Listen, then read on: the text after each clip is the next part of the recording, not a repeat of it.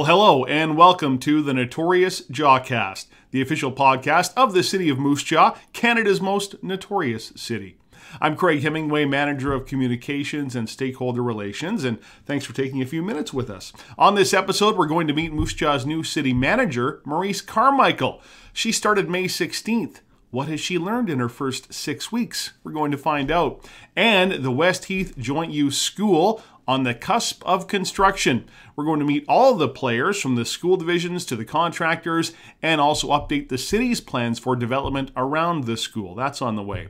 But before we get there, a couple of things to mention. Summer construction season well underway, as you no doubt have noticed. In our city, there's lots going on. Our crews have already filled over 2,000 potholes. And a reminder that to report a pothole or any issue, use the free City of Moose Jaw app. Snap a photo of the problem if you can. That does help our crews prioritize work, and you'll get notified as our crews deal with your issue all the way until it's resolved. Now, among our projects this summer, 48 capital projects that were funded in the 2023 budget. And we're proud to have launched our interactive capital projects map. You can go online, use the map, see all of the projects this year and last year, in fact. You can see status updates, all the details, the budgets, and a whole lot more. And there's ways to view it on a desktop or on a mobile device, and of course a button on the free City Moose Jaw app to check that out. And a couple of road projects of note that are going to be happening later on this summer. Crews are going to fix the settlement issues on High Street relating back to water main replacement in 2017. That's happening this year between 2nd and 8th Avenue Northwest. Also, water main replacement will occur later this summer on Fairford Street West from 5th Avenue to 8th Avenue. Also, the intersection of Main Street and Thatcher Drive, that big intersection at the top of Main and Thatcher, that's going to be repaired later on this summer. And so as soon as we get some more strict timelines, we'll be able to pass those along. Also, new parking meters are going to be installed on 1st Avenue Northwest, south of High Street towards Manitoba Street. Those will be app-only meters. You'll need to use the city's hotspot app to pay at those meters. So again, when we have more determined timelines, we'll pass those along to you. Now, quickly, one more thing, or a couple things. Kinsman Sportsplex Pool reopens on July 4th, so the rest of the summer you can enjoy the outdoor swims at the Phyllis Dewar Outdoor Pool or go indoors at the Sportsplex. And finally, just a big thanks to all of our city crews for all of the outdoor work, from road construction to the beautification. Those flowers really make downtown pop, or all the wonderful flower beds in Crescent Park as well. We are definitely notoriously beautiful. Now, on to the Jawcast. Maryse Carmichael was announced as Moose Jaw's new city manager May 3rd, and her first day May 16th. The groundbreaking former Snowbirds team lead now leading us, and we caught up with her after a whirlwind first 6 weeks at City Hall. And so here we are with the Moose Jaw City Manager, Maryse Carmichael. I guess, Maryse, first off, thank you for joining your first ever Jawcast. I'm honored. This is fun, and hopefully it's the first of many. Absolutely, and I think we're going to talk about communicating with residents and your willingness and ability to do that. And we've already started that in a couple of ways. Can you believe it's been, like, as of this taping, 6 weeks? It's gone by in a flash, but I think because of the diversity of topics that I deal with on a daily basis, the days go by really quickly. But so far, it's been very enjoyable. It's been a great challenge that I'm fortunate to have. How would you describe that learning curve? I mean, is steep the right word, or is there another better word? It's quite the train, and it's a high-speed train that I jumped on. So absolutely, it's a steep learning curve, but it's I think it's refreshing, because after living in Moose Jaw on and off, for about 19 years, I see the city totally differently. So yes, it's a train that I know well, and yes, there's a learning curve, but I love it because I get to learn about the city, learn about the residents, learn about the employees that are here. And for me, that's the importance, and see where I can help and make things better in some areas. Yeah, well, certainly, much was made when you were hired about, your vast military and professional experience, but not municipal experience. But as you just Hmm. explained, really, you've got that experience as a Moose Javian and living here every day and seeing some of the challenges and successes and opportunities. But now just having that flipped a little bit to this position you're in. Yeah, and at the end of the day, I love to learn, and this is municipal experience. I think is a different form of uh, administering and managing and leading people. So I have some experience now. I just have to tweak my experience to the specific details of municipal administration. But really, as I've mentioned previously, the city was looking for a leader, and I think I know I have those qualities and I can lead people. Now I just have to, see the rules and the exact bylaws and everything that govern the city. But it's something I have a great team teaching me with you and the other directors and employees of the city. There's been a couple of facets of this, of your learning curve and meeting so many people. Mm-hmm. A lot of it is, a lot of stakeholders outside the city hall, who many of whom you may have known before, just in a different capacity, but now having to reacquaint yourself with them and their relationship with the city of Moose Jaw. Would that be accurate? Absolutely. And as a hockey mom and as a mom of a figure skater in town, I know a lot of the stakeholders already, but in a different capacity, as you said. And same with the employees. So now it's a chance to see the professional side and the team that really makes Moose Jaw a great community to live in. Let's talk about the employee side. You've, as one of your early initiatives, you've jumped right in, or making sure to spend time with each of the Mm-hmm. departments and kind of working your way through. What have you learned so far through that experience? Well, I've learned lots. I've learned lots and visited some areas of the city that I didn't know. But we have the chance to have employees that have been at the city for 2 decades, 3 decades, or even more sometimes, and they have a wealth of information on whether it's taking care of infrastructure and the sewer system, and our water, garbage collection, the people that take care of our parks and rec, and again it's really a treasure. We have really rich history in Moose Jaw. Some of our building a little bit older, which are giving us maybe some challenges. So, but to see and I've posted this on new Facebook pages. But I did not know we have 10,000 sprinkler heads in the city.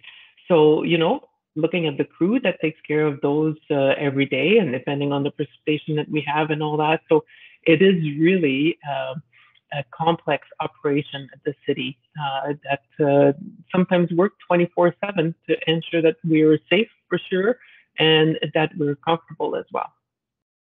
And so you just referenced the Facebook page. Just a few weeks ago, you came to myself and Haley Hart-Rashenko in our communications department and said, this is a priority. Would love to get a Facebook account set up so you can then showcase some of those things you've learned. It's Maryse Carmichael, Moose Jaw City Manager on Facebook. Um, what was it that really pushed you to say, I really need to do this? Well, I think I want to, in this, with my current responsibilities, I want to be able to communicate with residents, communicate with council, communicate with our employees. I think it's a privilege for me to be able to see the city differently. So I want to share that with all the residents in Moose Jaw.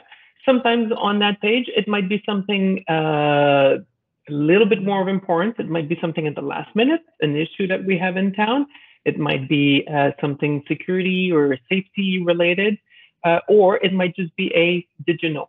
So I want to share a little bit of my journey deep diving into the city of Moose Jaw. Of course, we're on the cusp of what is typically a time for summer holidays, but you're really ramping yourself up to speed, and then before we know it, we're going to be in the fall and budget discussions and all those things. So, what does summer look like for you?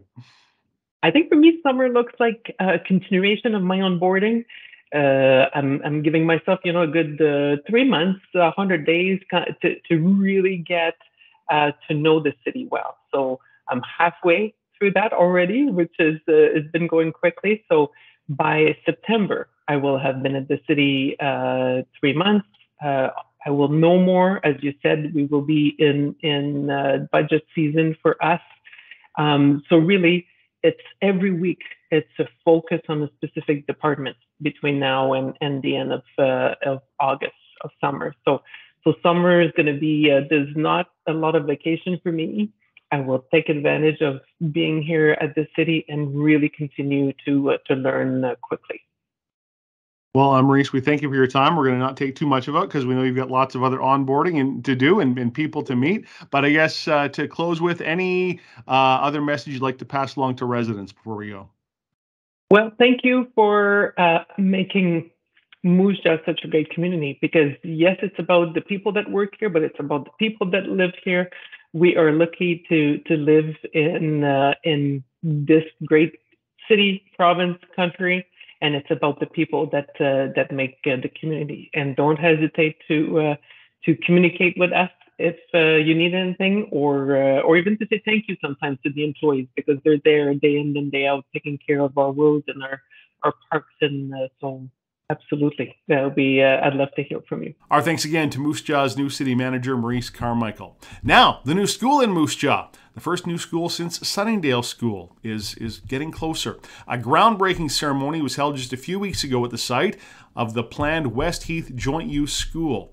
And work is just getting underway on that site, leading to construction starting later this year. So as one school year ends, we thought this would be a great time to update our residents on the construction plans and where the city of Moose Jaw fits in with future development around the school. We spoke with all of the key players on June 27th. We're going to introduce you to everybody you can already see here. We've got quite a group assembled for the Jawcast here to provide updates on the project. We have Mike Szynski from Collier's Project Leaders.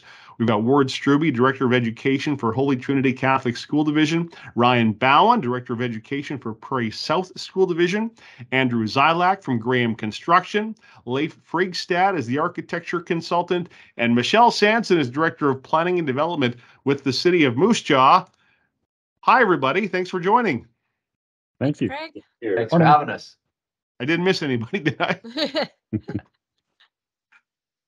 We'll call us, I guess, the Westheath bunch here, as we're kind of lined up in all of our little boxes across here to talk about the joint use school in Westheath, and maybe I'll start with Mike from Collier's Project Leaders. Mike, you joined us on the first Jawcast we did on this project, probably a couple years ago, maybe when it first got launched. Talk about, I guess, how far we've come, and from Collier's perspective, what that means for today and into the future.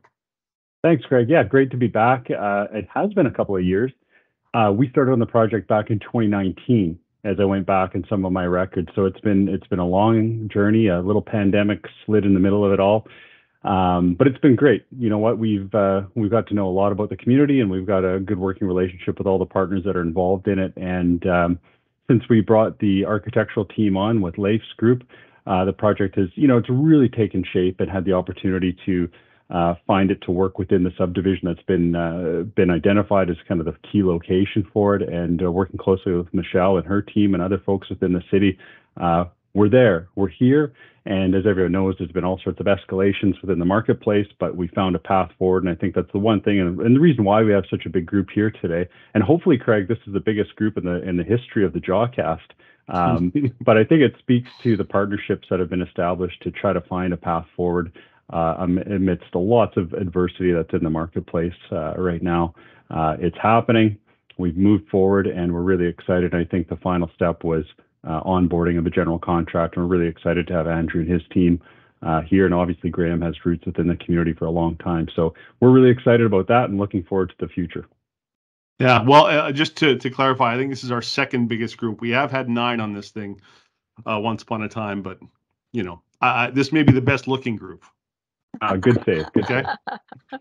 You mentioned Graham Construction, and I guess Andrew will go to you because there is people will see. Of course, I'll backtrack a little bit. A few weeks ago, we had the ceremonial groundbreaking for the project with the Ministry of Education and some of the guests here in attendance on the site. But really, it's really starting now. There's some geotechnical work. There's people on site this week. Can you talk about what geotechnical work means in the context of this project, and then maybe lay out the schedule that you've got lined up? Absolutely.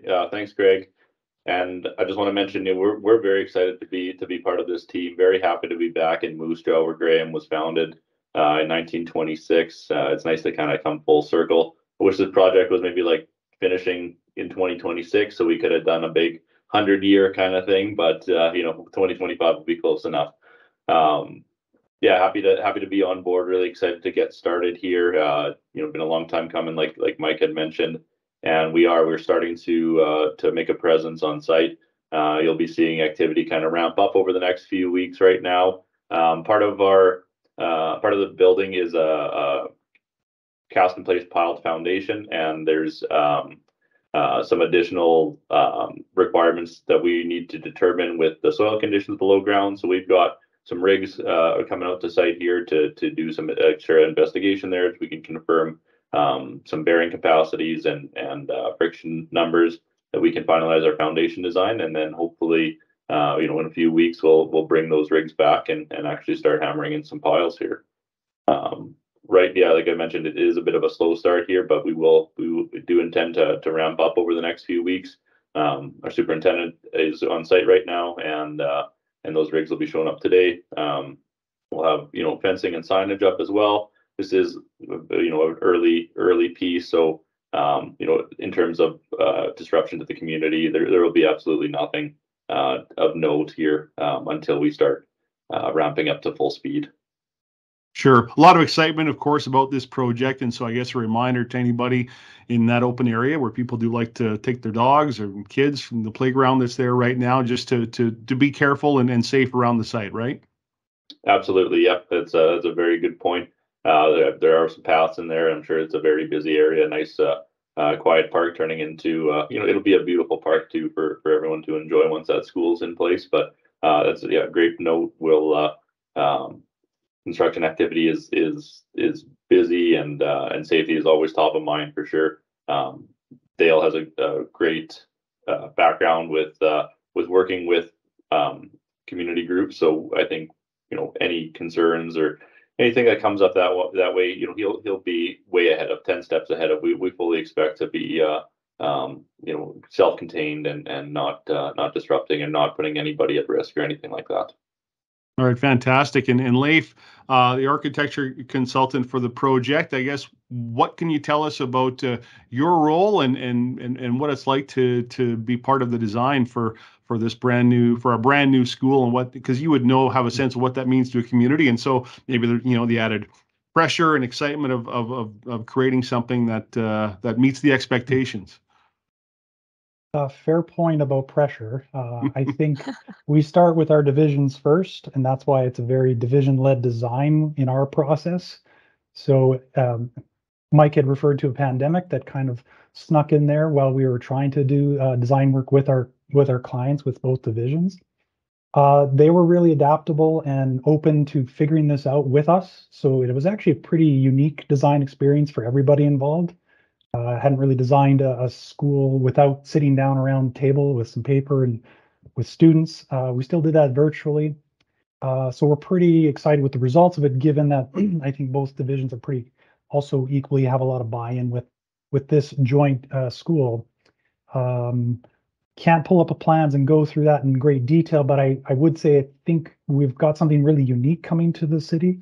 When it comes to what a joint school can look like. I think people have experienced other joint use schools between whether public and private or Catholic, and they've seen versions of that. And I think we're pretty proud that this one's a unique and I think more joint, more shared version of that I think is really exciting. So to finally get to this stage is quite exciting. I don't feel the pressure per se, because I think this is a very well vetted design that I think is more of a division led. They both bought into wanting to really share a school rather than your side, my side. That's, I think, I'm most proud of being part of that process with them, and I think achieving that. So just get Graham to build it, and we'll all see if everyone else is equally happy with it. Well, and that brings us to our respective school divisions, Ward and Ryan. And Ward, I'll start with you. I guess the timeline's been pushed back a little bit in this project, but how exciting is it for you to kind of see that finish line now really come as you see the work start in the site, and it really seems like it's a reality now, right? Yeah, we went through that process of delayed excitement where, we were excited right at the hop when things got announced and everyone's excited. And then, the pandemic and everything else leading up to this point, kind of delayed that. So now we're back on that balloon ride where the excitement's going to be building. And as we start to see work happening on the site, you're going to see that excitement continue to build. Like Leaf mentioned with this project, it's been so great working with our partners at Prairie South as well. We want to do whatever we can to offer the most we can to the students, the staff, and the community as a whole. So we did share in a lot of that planning piece. So thank you to the partnership working with Prairie South. It's been excellent, and we're really excited to get started. And Ryan, I suspect your experience is similar to Ward. What does it mean to you in the school division now in terms of the planning for just over 2 years out? Yeah, well, I mean, I would echo what Ward said. I mean, it's been a nice project, and it's sort of shared work with Holy Trinity and the work led by Leif and his team. And we've got a lot of personnel hours into the project in terms of us working collaboratively together to build a school that we think will really suit the community well. And exciting times too, in that Moose Jaw hasn't seen a new school in for quite some time, and so not only we're getting a new school, we're getting a new joint school. Lots of excitement. We were up there doing some, a bit of a sod turning, and people were walking away saying, okay, when does the build start? So, I mean, it was, when they start seeing construction crews on that site, I think it's really going to bring it home, and certainly an exciting time for our community and our school divisions. Absolutely. And Michelle, to you, the city has a concept plan for the Westheath area, and of course, and we've adjusted that to accommodate the new school, but still development opportunities around the school for housing. Can you give us an update on that? Sure. Yeah. Thanks, Craig. We're looking at doing about, I think, 36 single detached lots that are going to be ready pretty much in time for the school. So we're excited to ramp up and have those ready in time and work around that. And plus, there's a further neighborhood to the west that we will look at development of shortly following that, depending on the demand. But we're really excited about moving forward in that area. And we've already had calls, so people are excited about looking at the school in the area and locating in that area. As part of that process we talked about, there were some adjustments made to the city's zoning bylaw, and I guess a good reminder, a good plug for a project that's ongoing now with the city is we are in the midst of overhauling our official community plan and zoning bylaw, and we've just kind of gotten through phase 1 of that project. Can you give us that update? Absolutely. So we've just finished our phase 1 in stakeholder engagement, and we're looking at doing some policy writing and some regulations and having that ready for the fall for the public. And we'll be out in the public again looking for some feedback based on what we've got in the policy and the regulations moving forward. So in hopes that we can adopt and have everything ready for early January 2024. So really excited. Watch throughout the city's website and in the news and listen, and we're happy to take any feedback on our OCP and our zoning bylaw. Yeah, and all the content on that can be found at moosejaw.ca/OCP right now. Well, we've kind of done a once around here. I guess I'll open it up to anybody if there's things we've missed or anything that anybody would like to add. Now's the time. Craig, maybe if I could, just one clarification I thought I would make, and this might be a question back to you, Andrew, but just in terms of expectations of what the community could expect. I recall living in Moose Jaw, just over 20 years ago, and I remember there was a commercial construction project happening down by the river at the bottom of Main Street, and every morning there was a big piling rig driving piles into the ground, and it just was bang, bang, bang for hours on end. That's not the intent on this project, Andrew. We're talking like actual driven piles. Is that correct? Drilled piles, yeah. There'll be no driven piles on this project. It was an option that I think the community is happy that we didn't explore further. Residential neighborhoods and the driven pile rigs never seem to go hand in hand. I'll tell you that. But that's a good segue into kind of what I was hoping to touch on too. Is just there's some general timelines so people can have a rough idea of what to expect as construction progresses here. But we are hoping to start piling in a few weeks. There'll be drilled piles, so sound-wise, very minor disturbance. The entire site will be fenced as well and monitored daily. We'll have a couple of construction supervisors available on site and making sure, because it is a residential neighborhood, that we don't have kids coming through the back alleys or from the park, and everybody's curious. Construction, one of the reasons I got into it is it's so exciting, and I think everybody always has that. They want to peek behind the screen on the fence, or they want to know exactly what's going on. So there's going to be some interest, and then we'll do everything we can to make this safe for the neighborhood as we can. The foundation will continue into the fall, and there are 6 concrete shafts that'll be going up. Those will be wrapped up early in 2024 with a steel structure starting later this year. Once that starts going up, that's when I think people are going to be very impressed by the scale of the building, and it's a cool building to see. We don't have a lot of conventional steel buildings here, not on this size anyways. Typically we see cast in place, but this is a very exciting, very nice steel structure that should be going up, wrapping up again in early 2024, and then we'll start closing in the building early next year, with the hopes to be done around Christmas 2024, where we'll be starting interior works throughout the year there, and then wrapping up kind of into the fall of 2025. There will be site works happening this year, so by that I mean stripping the topsoil, building the site to grade to the design elevations. If we can get through that and get our utilities in by the end of this year, I think we're going to be in pretty good shape. It is a large site, obviously. There's a tremendous amount of civil work to get done next year, including some nice safety features, I'll call them, in terms of accessibility for vehicles around the school, and those will be going in next year. Hopefully basically being able to get our site ready for landscaping for 2025. So it's the timing wise, I know it's taken a long time to get here, but it has lined up fairly nicely that we should be able to hit some of these milestones and do some work when it's we can work through it. We can do it in the winter and not be impacted as much.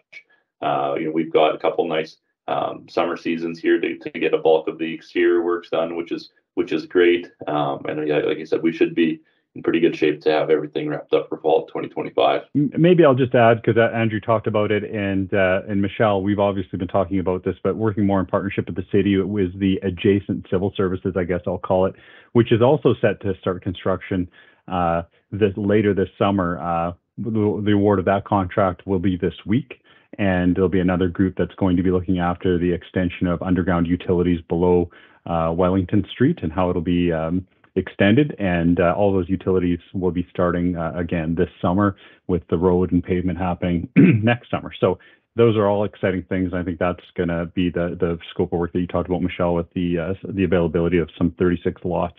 That's all related to that work. So lots of activity on the 34 acres for sure. And Wellington Drive will finally come together. We'll finally meet. Well, long time coming. What's that? Long Michelle? time coming. Yeah. Yeah, no kidding.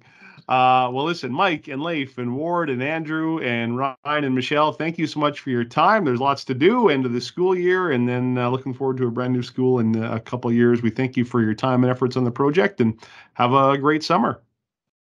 Thanks, Craig. Thanks, Craig.